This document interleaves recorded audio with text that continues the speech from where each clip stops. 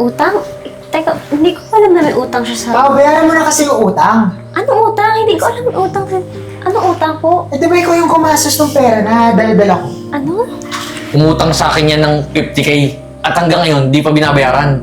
50K, kuya, umutang Sir ka ng Jeffoy 50K. kasi ginastos niya yun. Totoo sinasabi ko. Bakit kung gagastusin? Eh, wala naman ako 50K. Saan ko kukuhanin yun? Umamin ka na lang. Babayaran mo lang. Babayaran mo lang. Ginagawa. Trabaho ka naman, di ba? Tumigil na kayo, huwag na kayo magturuan. Magbayad na kayo. Lan? Maulam na lang talaga to. Eh, pagkasyahin ko na lang. Paulin! Kuya. Kumain ka na ba? Nagluto ako dun sa kusina. Hindi ako kakain. Bakit naman? Kailangan ko ng pera. Pera? Para saan? May kailangan mo bayaran. Ba't tinatanong mo pa? Bibigyan mo lang naman ako eh. Eh, syempre, pera ko yun eh. Hihiram ka, di ba? Bakit? Sino ba may trabaho sa ating dalawa? Ako ba? Eh, kaya Di ba ikaw? Kaya nga tinatanong ko eh. Kasi kailangan ko malaman saan pupunta yung pera ko. Ba't ba pag nalaman mo ba, dadagdagan mo yung pera? Hindi naman eh. Alam mo, huwag ka nga magtanong-tanong ng mga bagay na wala namang saysay. Happy, papahiramin mo lang naman ako pera tapos na. Hindi na natin ito papahabain. Oh, sige, magkano ba? 5,000. 5,000? 5,000? Sa tingin mo may 5K ako? Ano ba trabaho mo? Opisina, di ba? Kinikita mo ba doon mababa? Di ba malaki? Oh, Anong malaki? Paano naging malaki yun? Eh, napupunta naman sa mga utang natin, sa ibang utang sa mga bayaran dito sa bahay. nakabili ka nga ng washing machine ang mahal-mahal dyan. Eh, 5,000 lang naman hinihiram ko sa'yo ah. Mahal eh, second hand lang to, kuya. Kahit na. Alam mo, ikaw, nakabili ka ng hikaw. Nakabili ka ng pangkilay mo. Piso lang to, napakatipid na nga. Huwag mo ko sumbatan. Alam mo, kaya hindi umuulat yung buhay mo eh. Di ba may trabaho ka naman? Nasa opisina ka nga eh. Dapat mas may kaya ka magpahiram. Kuya, 5,000 lang naman hinihiram ko ba sa'yo. kuya? Sa tingin mo ba napakadaling kumita ng pera? Na-budget ko na yung budget natin ngayon, pera natin. Ito na nga lang natitira sa Ano akin. tayo pa sinasabi? Oh, kita mo eh. Oh, pera ito ko. na lang, oh. Yan yung sapat na kailangan ko. Ano ba? 400 na lang to, 450 na lang to, kuya. Wala pa tayong ulam. Sige, ganito na lang. 400 sa akin, sa'yo 50. Ay, teka, bawasahin ko 5. Paano mo ko kakain? Maglakad ka. Ano wala na Ito ako kumakain, kailangan ko ng pera, bahala ka dyan. Hindi ko na problema yan. Teka, ano ba? Pera ko Wala. yan, kuya! Ano, talaga, oh. Sinahabot ng 50, wala na nga. Babayad pa ng utang kay Alan Pasing.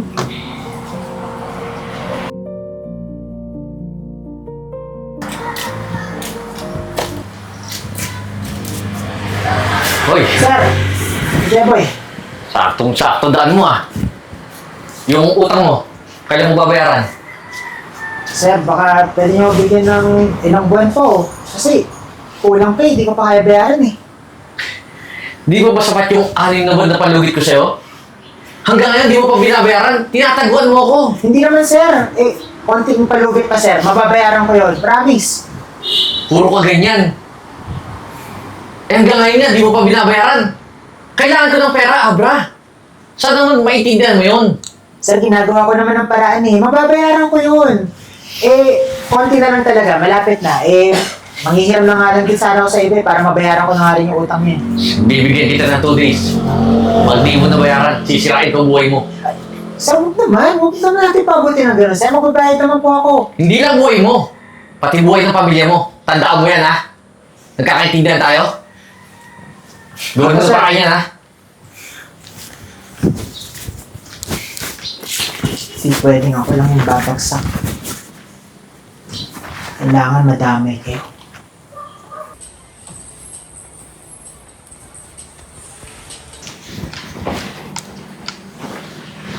Ito yun. Ay, ito Ito, na. Bes. Hello. Tagal mo Kamusta ka naman. naman? Pasensya na traffic kasi. Teka, bakit ba dito tayo kakain eh? Wala naman akong budget. Okay lang, libre naman kita. Tsaka, Kaya naman, bes. okay lang. Tsaka, kamustahan? Diba? Kasi matagal kayong hindi nagkita. Actually, yun nga eh. Sobrang short ako sa budget ngayon. Pinitang pa ng kapatid ko. Alam naman kung pang gastos sa mga susunod na araw eh. Eh, ano nangyayari sa recent work mo? Wala, ang hina kasi dun eh. Baba na ng sahod ko. Excuse me, di ba ikaw yung kapatid ni Abra? Bakit po? Sino po sila? Hindi mo na kailangan malaman kung sino ako. Eh, tinatakbuhan ako ng kapatid mo eh. Ayaw bayaran yung utang ko. Utang? Teka, hindi ko alam na may utang siya sa... Pao, bayaran mo na kasi yung utang. Anong utang? Hindi ko alam may utang. Anong utang po? Eh, di ba ikaw yung kumastos ng pera na dala-dala ko? Ano? Umutang sa akin yan ng 50K. At hanggang ngayon, di pa binabayaran. 50K, kuya. Umutang Sir ka ng Jeboy 50K. kasi ginastos niya yun. Totoo sinasabi ko. Bakit ko gagastusin? Eh, wala naman ako 50K. Saan ko kukuhanin yun? Umamin ka na lang. Babayaran mo na. Nagtrabaho ka naman, di ba? Tumigil na kayo, huwag na kayo magturuan. Magbayad na kayo. Eh sir, totoo naman yung sinasabi ko eh. Tsaka siya talaga yung kumastos ng pera na yun. Kaya tingnan mo, pinambili niya yung mamahaling bagay tsaka mga alahas. Kuya. At tingnan niyo, bagong-bago yung alahas niya dito. Hikaw niya. Kuya, ano ka ba? Di niya na sinasabi sa akin kasi nga ayaw niya mabuko. Pero siya talaga yung may dahilan nun. Sir Jerry, maniwala kayo sa akin. Sir, hindi po totoo.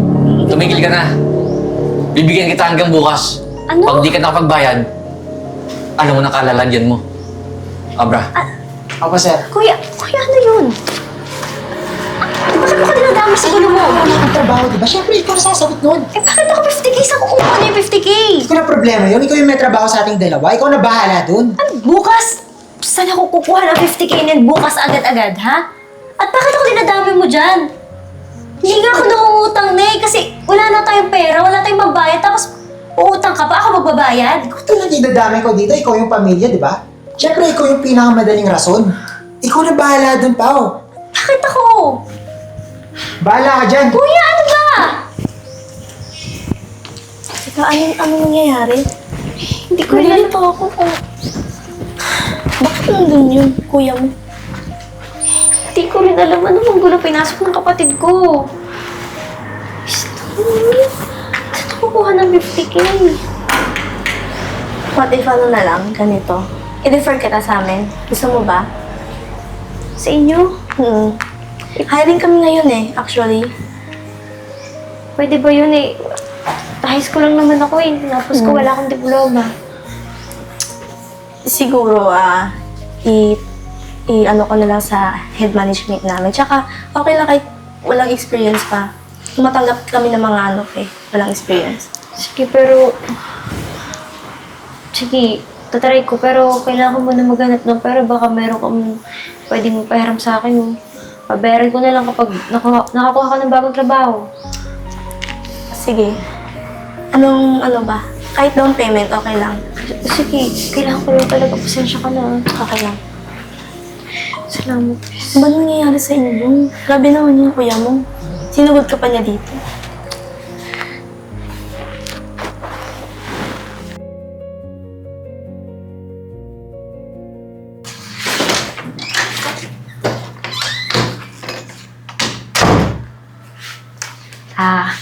Hello po. Morning po. Yes, hello. Ako po yung na-refer ni Marie.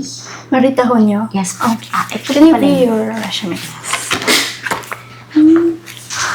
Okay, Pauline Castillo. Oh, it says here na hindi ka napagtapos ng college. Opo eh. Hindi po ba kayo tumatanggap ng walang diploma? Pero natapos ka naman ng high school, no? Opo. Skills, okay.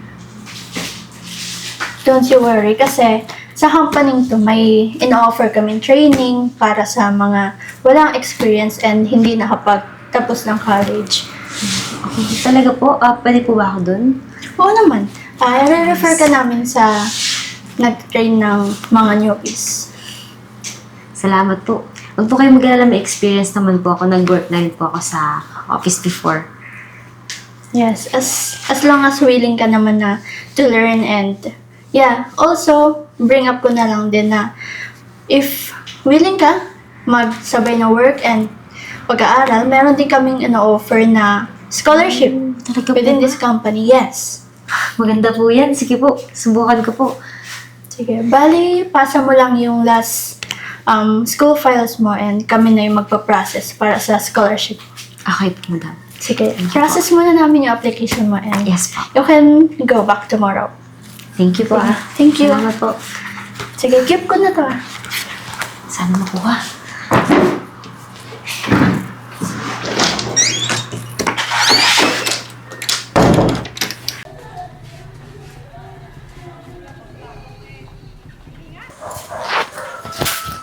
Oh, dyan na pala. Oh, bakit? May yung pera. Pera? Pera na naman? Hindi ko nga mabayaran yung 50K mo eh. Dinamay mo pa ako. At mababalikan na naman natin yung 50K na yun. Eh, alam mo naman, kailangan ko sabihin na ikaw yung may dahilan na utang na yung pera na yun, di ba? Kasi hindi ko kaya bayaran yun. Ikaw yung may trabaho. Eh bakit mo inutang? Di mo pala kayang bayaran eh. Idadamay mo pa O, ako. syempre. Ikaw yung pinakamagandang rason para pagbigyan ako na utangan, di ba? May trabaho ka. Ayun nga ako yung may trabaho eh. Ano tingin mo yung pera ko? Pera mo din? Ha? Malamang. Magkapatid tayo, di ba? O, yung kinikita mo sa akin din. Magkapatid. Doesn't mean ako na yung gagastos para sa'yo. Kuya, kapatid kita, di ba? Ikaw yung kuya, ikaw yung panganay dito. Bakit ako yung gumagastos sa lahat? Magpakakuya ka naman. Ano ako magpapakakuya kung ikaw sa ating dalawa, ikaw yung may trabaho? Ayun nga, di maghanap ka ng trabaho. Ayoko nga eh. Gusto ko nga mangutang na lang eh. Alam mo, di Anong na may klaseng nasindihan buhay? yung buhay eh. Para tayo yayaman kung hindi tayo kukuha ng pera sa ibang tao. Di ba? Tatakbuhan lang naman natin yun eh. Tapos makakalimutan nila. Tapos! Ganyan ang utak mo, ha? Ganyan ang mindset mo? Alam mo, hindi Kaya ka nga ako aasar nakakabili ng phone, di ba? Dahil Ikaw, sa utang. anong phone mo? 3210 pa rin. Dahil sa utak, hindi utang. Alam mo, pinapalaki mo lang yung 50K na yan eh. Eh kung uhulog-hulugan mo, doon kay Sir Jeboy, tapos. Alam mo kuya, kung ganyan kabulok yung pag-iisip mo, huwag mo akong idamay. Kasi naiipit ako. Imbis na payapa yung buhay ko, ginugulo mo. Alam mo, ang dahil mo sinasabi. Ba't ako 50K ba? lang naman yun. 50K? Tumigil ka na. Sir, bakit po? Pulis ako. At matagal na kitang minamanmanan. Nangungutang ka pero di ka nagbabayad. Scammer ka. Hindi po, Sir Jeboy. Si Pao po talaga ng utang, di po ako. Tumigil ka na. Sumama ka na lang sa presinto. Pao! Hindi po. Sumama ka na. Tulungan mo ako! Pao! Dahil palang inutangan. Dinamay pa ako. Buti pa nga siguro makulong. Iwasan yung problema ko.